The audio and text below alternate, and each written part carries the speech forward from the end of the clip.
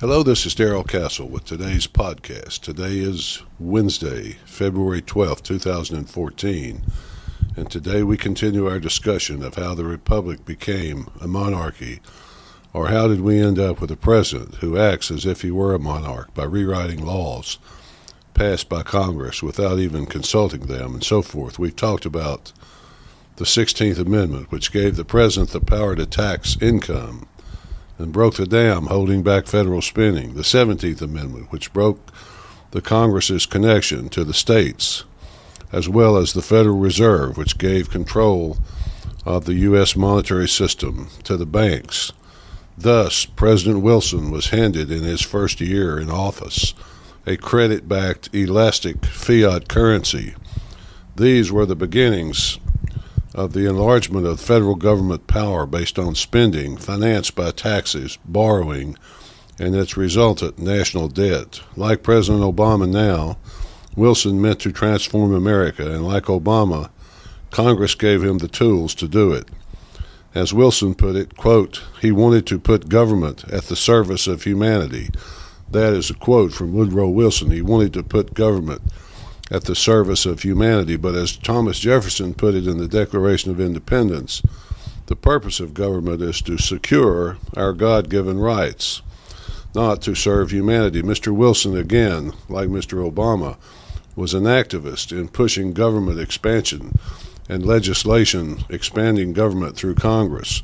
Such legislation as the Federal Trade Commission in 1914 and the Federal Farm Loan Act in 1916 brought the federal government into the daily lives and the living rooms of Americans everywhere. You may recall that Congress recently passed a $1 trillion farm bill 98 years later after this organization was formed. Mr. Wilson, like Mr. Obama, embroiled the United States in foreign wars, including bringing the U.S. into the Mexican Civil War, and including even invading Mexico and sending U.S. troops into Russia to oppose the Bolshevik Revolution. This is the 100th anniversary of World War I, which began in Europe in August 1914. The U.S. would not officially enter that war until 3 years later, however. I plan to do a great deal on World War I in August when the anniversary is here. He was very lopsided, Mr. Wilson was, in monetary policy against neutral and not at war countries. He did not seek a balanced neutrality in the early years of the war once it started. He forbid U.S. banks from making loans to the warring powers, yet permitted the banks to extend large, quote, credits to the French and British. In effect, the U.S. was bankrolling the war just as we have today in wars across the Middle East. Possibly without the U.S.'s elastic currency, the countries would have run out of cash, and that very unnecessary war would have ended very much earlier. Many countries were sucked into the war as it went on and on and on, ruining many lives across Europe, much as today. U.S. credit policies perpetuated war, thus allowing it to get worse and worse, leading directly to German submarine warfare against the supply convoys. The U.S. population was strongly against U.S. troops being involved in this European war, much as they are today.